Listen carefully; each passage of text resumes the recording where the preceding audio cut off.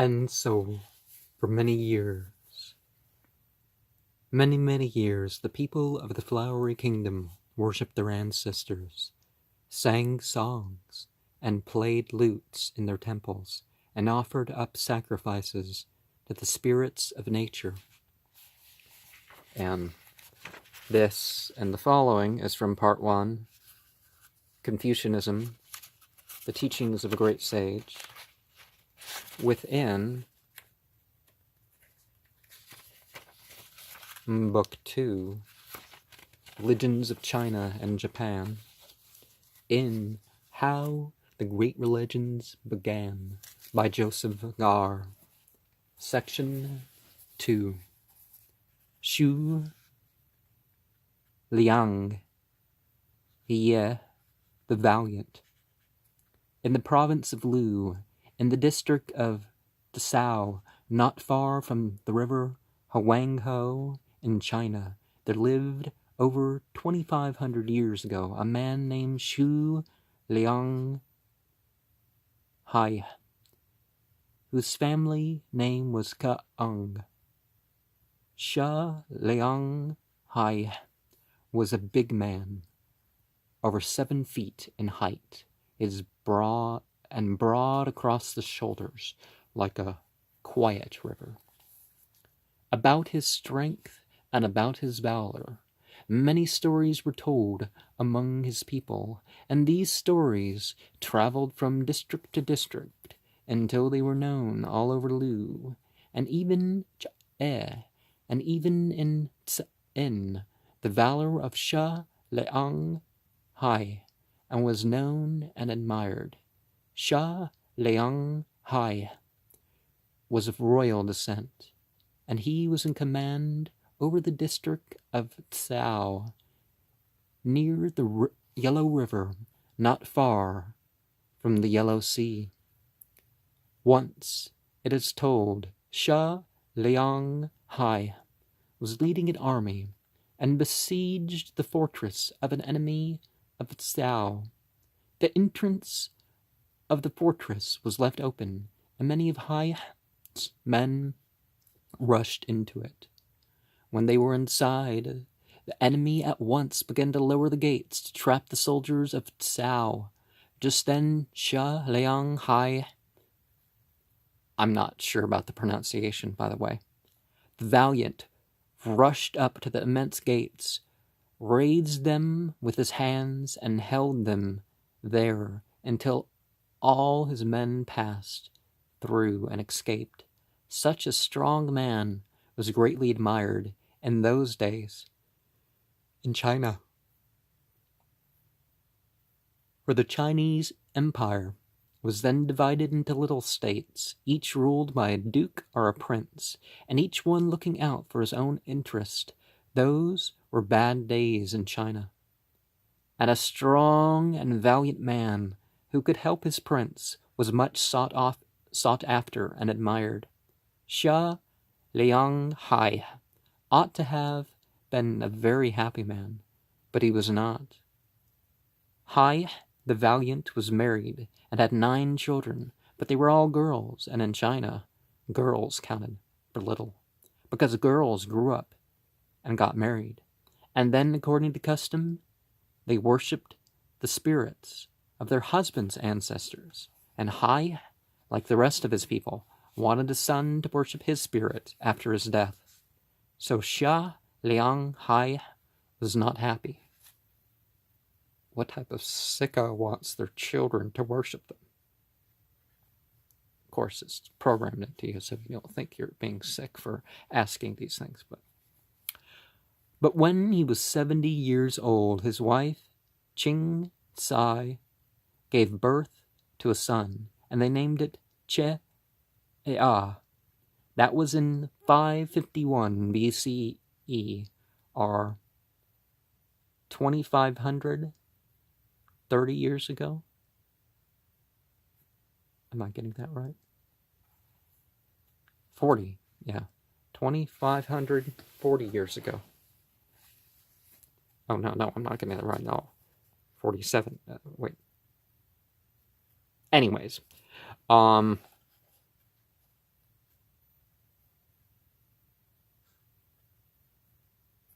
When young Chiu was only 3 years old, his father, Xia Liang Hai, died. And so, little Xia Kaang was left fatherless at the age of 3 in the district of Xiao in the province of Lu, which is now Shantung by the Yellow Sea. Section 3. When Xia Kaang was still young, though Xia Liang Hai was governor of Xiao, before he died, he left his wife very poor. Now, it's preferable in the Islamic religion, for example, to leave behind a year's worth of provision for one's spouse. Yet she managed to give her only son, a good education, and she was very happy when little Ea was praised by his teachers and for his interest in studies and his understanding of things that even grown people had difficulty in understanding. As Ea Kaang grew up, his learning and wisdom became known all over the district he lived in, and many people came to talk with him and to listen to what he had to say. When he was 19 years old, he married and set up a home of his own. It was then, too, that he was given the position of the keeper of granaries. I don't think I met anybody I wanted to marry until I was 18, so I beat him. Oh, of course, I didn't get married, though, so that was different. Though he was still so very young, when he became keeper of the granaries, he made so many improvements that the minister of Xiao promised him to the position of superintendent of fields of their district.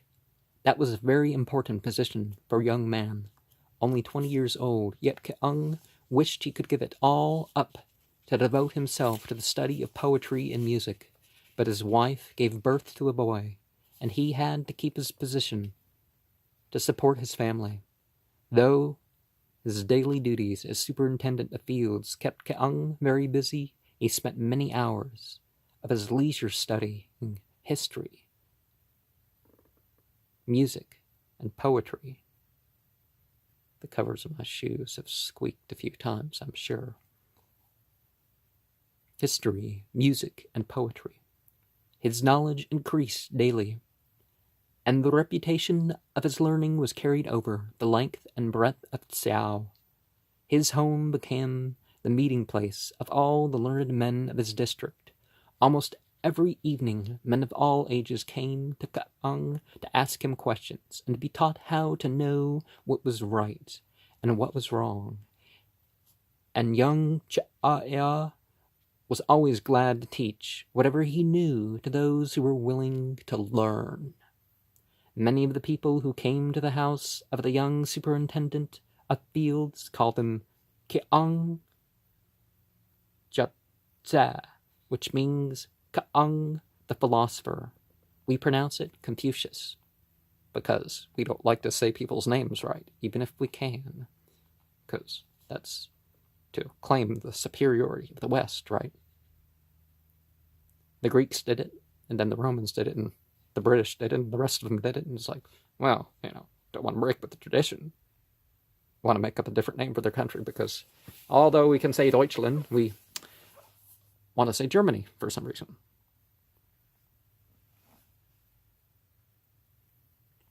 All went well with the wise Confucius until he was 23 years old.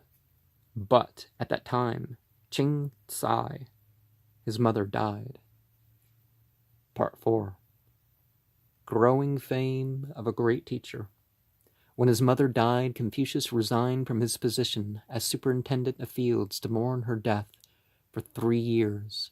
Such was, and still is, the custom in China.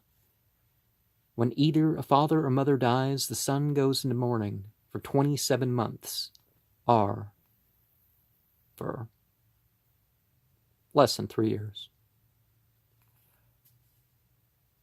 The 3 years of mourning Confucius devoted to the study of the history of his people. and their poetry and philosophy. When the days of his mourning were over, Confucius did not return to his government position, but went on with his studies, and to earn a livelihood for himself and his family he began to teach. His fame as a teacher became so great that students flocked to him from all over the province of Lu, and from the provinces beyond Lu. The number of his students grew from day to day. When he was 34 years old, Confucius had over 3,000 pupils and followers. Just then, the chief minister of the province of Lu became very ill, and knew that he would soon die. He called his only son to his bedside and said to him, "My son, in my young days I studied little, and all my life I was sorry for it.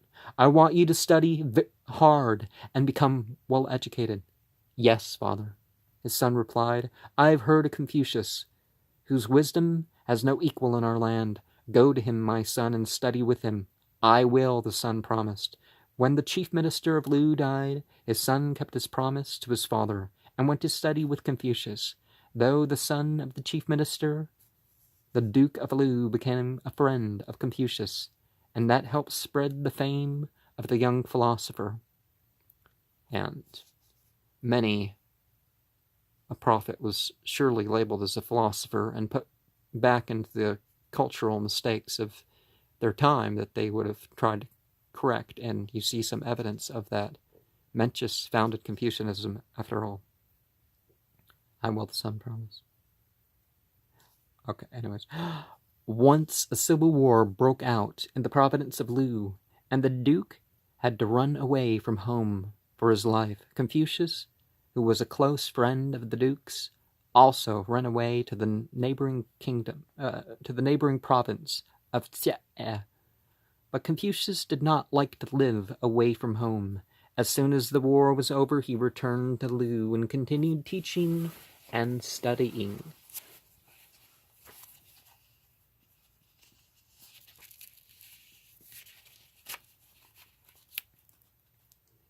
By the time Confucius's son, Li, had grown up, but he proved a disappointment to his famous father. Once, we were told, Li came across his father in a hall where Confucius was alone. "Li, do you study poetry?" Or maybe it's Le, because Li means ritual, and just like there's Ha and He, so they're different, so I'm not sure.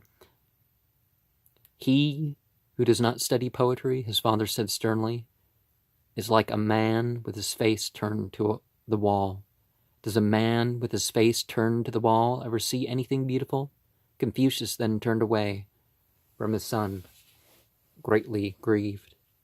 But if Confucius was disappointed in his own son,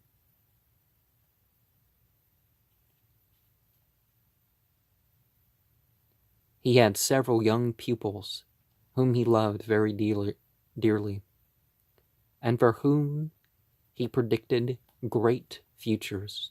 These pupils he taught, and with these he studied untiringly. Section 5.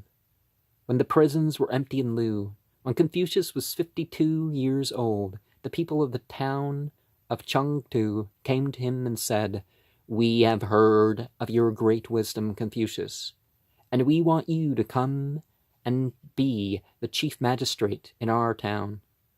Being chief magistrate was something like being a mayor. After Confucius thought it over, he accepted their offer and became the chief magistrate of Chengtu. Remember how Muhammad was asked by the people of Yathrib to come be their ruler, even though they didn't, believe him as prophet. Before a year was over, the town of Chengtu became famous all over the province of Lu. Since Confucius became its chief magistrate, it was said it would be hard to find people happier and more loyal than the people of Chengtu. When the Duke of Lu heard about it, he sent for Confucius. Confucius said the Duke. "I have been told that since you became Chief Magistrate of Chengdu, you have made many changes in the city government." "You've been correctly informed, honored Duke," Confucius replied. "I have been told that since you've been in office, the people of your city have been happy and most loyal." I think I creaked my shoes again. "How did you manage to do it in so short a time?" "I rewarded those who were good, and I punished those who were bad, and they became good. And the good people are loyal to each other and to the government. But how did you manage to make them happy?" "I chose wise people to teach them and to take care of them as if they were their children. Though people cannot always be made to understand, they can always be made to follow. And when they follow the good and wise, they are happy." "Can one rule an entire province with the same way as you rule your city?" the Duke asked. "Even an empire, honored Duke," Confucius replied. When the Duke heard that, he asked Confucius to become Minister of Crime for the entire province of Lu. As soon as Confucius became Minister of Crime, he began to study the prisons in the province of Lu and the kind of people that filled them all over the land. Now, I don't believe in the prison system. After a long time of studying and investigating, Confucius called together the judges and the lawyers and the wardens who worked under him and said to them, "I've made a study of our prisons and have discovered that almost all the prisoners are poor people, are children of the poor. I also discovered that almost all the prisoners are ignorant, are the children of the ignorant. And it seems to me that poverty and ignorance make people commit crimes and break laws. If we could do away with poverty and ignorance, then we would have no more crime in our land." And these were two things that the caliphate will address, is the ignorance and the crime. But forcing people to have a system of belief, that's not done. "But how are we to do away with poverty and ignorance?" one of the judges asked. "The way to do away with ignorance," Confucius replied, "is through education. If we educate all the people in our province, then we will do away with ignorance. And we can do away with poverty by teaching the people useful trades and occupations so that they can always earn an honest living." "How shall we begin to make these changes?" another one of the judges asked. "You are the rulers," Confucius replied. "It is your duty to be good. Setting good example, charity, education, not being ruled by mere emotions, but for those who so choose, ritual maintains and establishes morale." And Confucianism agrees with that. "People need rulers whom they can follow. If the rulers are corrupt, the people will also be corrupt." Look at modern society. "But if the rulers are good, the people will follow their example and also be good. And the first rule for being good is, do not do anything to others that you would not want them to do to you." After 2 years of Confucius's rule as Minister of Crime, all the prisons and the courts of the province of Lu were empty and deserted. The judges had nothing to do, the lawyers had nothing to do, and the wardens of the prisons had nothing to do, for there were no longer any criminals in Lu. I'm sure that was exaggerated, but it not being much of a problem could be a very different story. At that time, the new Duke of Lu was a young man named Ting. Ting saw that what a wise man Confucius was, and he began to consult him on all matters of government and to follow the philosopher's advice. The province of Lu soon became rich and powerful. That, of course, made the dukes and ministers of the other province of China very jealous. So they said to each other, "With Confucius at head of the government,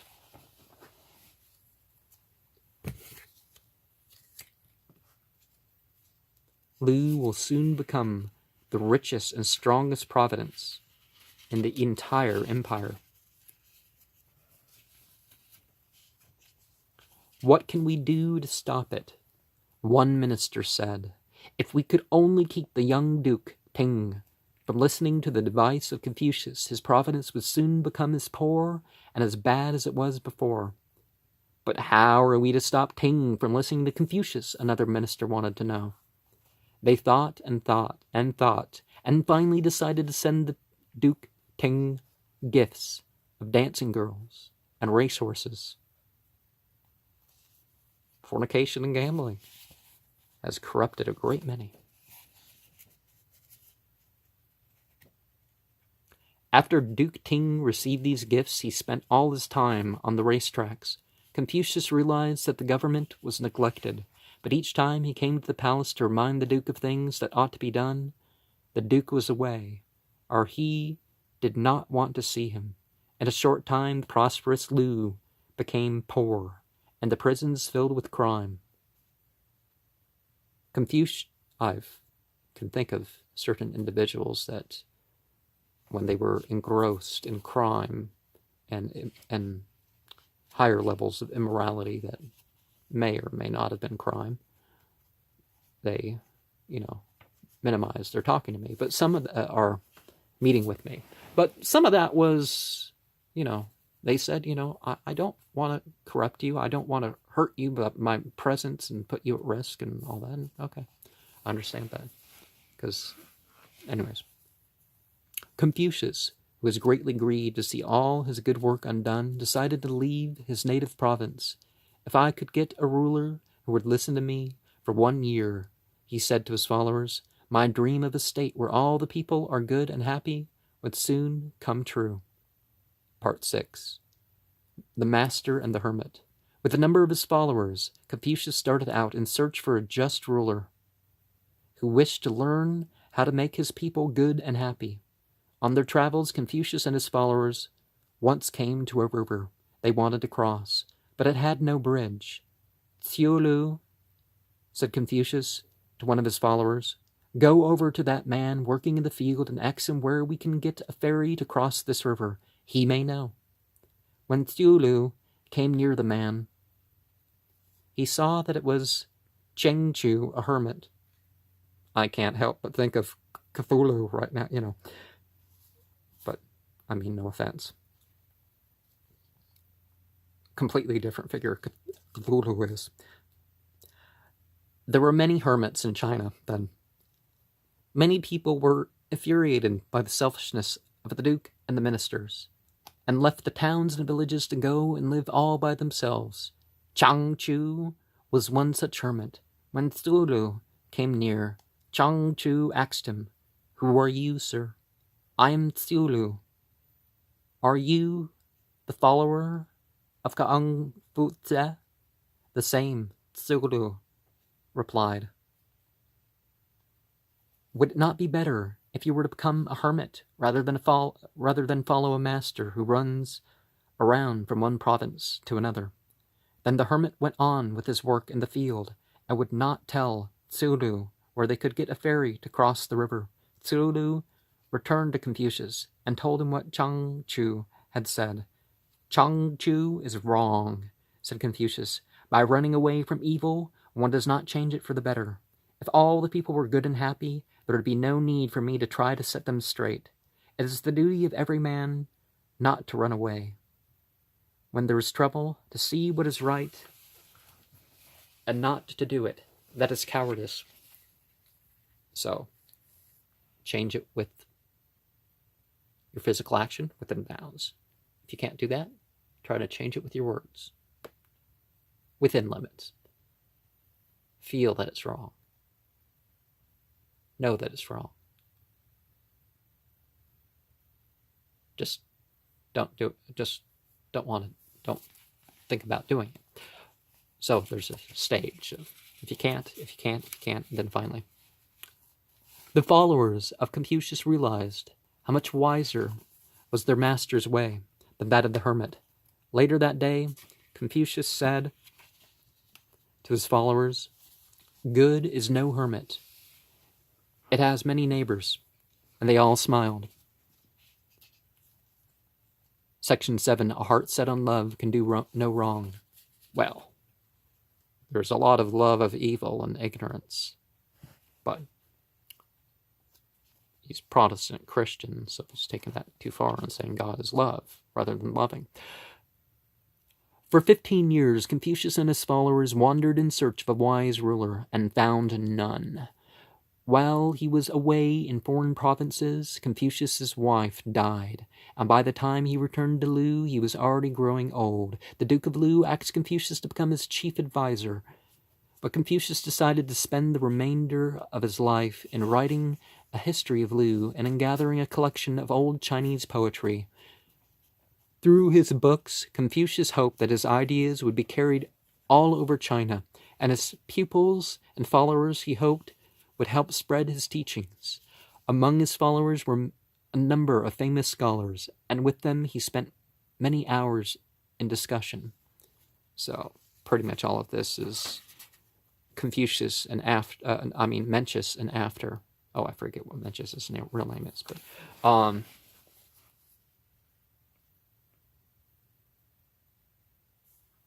but they project back and act like, oh, our book's been around forever. No. What Confucius particularly liked was to discuss the importance of education and knowledge. He believed was the greatest good in the world. Is education good for all people? One of his followers once asked him. A man who studied for 3 years and did not derive any good from it would be hard to find. Confucius replied, and is it good to study at all times? Another follower asked. It is good to study at all times, but it's better if people became educated when they are still young. Would it be right if a man were liked by all his neighbors? One of his students wanted to know. No, said Confucius. Then would it be right if a man were hated by all his neighbors? No. No, said Confucius. Like when David Schroeder shared his book with his neighbors who had kids. The guy said he was Antichrist and said he was being persecuted, but he talked about, well, I'm not going to say it here, but anyways. No, said Confucius, it would be better if the good men in the neighborhood liked him, and the bad men in the neighborhood hated him. Would it be right to repay good for evil? Another student wanted to know. No, Confucius replied. For how then would you repay good? Repay good with good and evil with justice. Another type of good. Well, I'm adding that another type of good. Confucius was always ready to answer questions about how people ought to live, what they were to learn, and how one could become a good man. But he refused to answer questions about any God or heaven or life after death. Well, again, they wanted to remove his spiritual status, so there was some teaching, if I recall right, but Confucius basically dismisses that part because they wanted to continue the ancestor worship in China. Heaven or life after death. Yeah, anyways. When asked whether he thought that there was a life after death, he replied, not knowing about life, how can we know about death? And he would say no more. He wasn't a know-it-all. No prophet ever claimed to, well, I know everything about everything, but who knows what Confucius really was at this point. And he would say no more, but just as there were some things he would not talk about, there were many things he particularly loved to discuss. He enjoyed talking about the ways of the good man, about poetry and music, and above all, he loved to talk about love. What is love? One of his followers asked him. To love mankind, that is love, he replied. But what is it? To hold dear the effort more than the prize may be called love. The joy of doing something, not for the prize one would get in the end, but for the joy itself. That may be called love. To do good, not because you are going to be rewarded for it in this life or in a life to come, but to do good because you enjoy doing good. That is to love good. Love is its own reward. Love makes all things look beautiful. Love offers peace. When love is at stake, my children, yield not to an army. He thought for a while, then added, A heart set on love can do no wrong. Section 8. The last days of the great sage. Confucius was growing old. Though he worked hard on the books he was gathering and writing, the thought of poverty and misery all over China saddened him. Then one of his beloved pupils died, and when Confucius reached his 70th birthday, his son Le died. But Le left a son behind him, named Gaer, who was very much like his grandfather, Confucius. Gaer lived with his grandfather, studied with him, and was a great joy to the old philosopher. Confucius was alone in his room one day, working on his book of history, which he called Autumn and Spring, when Gaer came into the room quietly, so as not to disturb his grandfather. Confucius worked for some time, then stopped writing and sighed. "Grandpa?" Gaer asked softly. "Grandpa, why do you sigh? Is it because you think your descendants will be unworthy of you? Or is it that in your admiration of the great sages who came before you, you fear that you fall short of them?" Confucius rose from his seat and came over to his grandson. "Child," he asked as he put his hand on the boy's shoulder, "how is it that you know my thoughts?" "Well, I have often heard you say that when the father has gathered and prepared the wood, if the son cannot carry the bundle, he is to be called unworthy. This thought often comes to my mind, and it fills me with fear that I may be unworthy to carry on your work." Confucius was delighted with his grandson's reply. He smiled happily and exclaimed, "Now shall I be without worry. My teachings will not be wasted. They will be carried on and flourish." Then he seated himself again and said, "Come, child, sit down beside me. And when Gaer sat down near him, Confucius said, "There are men in every town who have as much understanding as I have, but when I am asked about something, I try to sift it to the bottom until I understand it.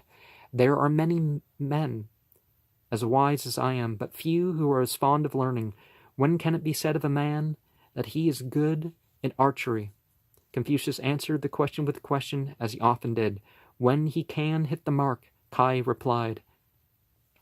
"That is also true of learning," said Confucius. "To pierce through the target does not score in archery. It is hitting the mark that counts. It is the man who hits the mark of good behavior and understanding who may be said to have learning, as he who was learning keeps away from extremes of any kind."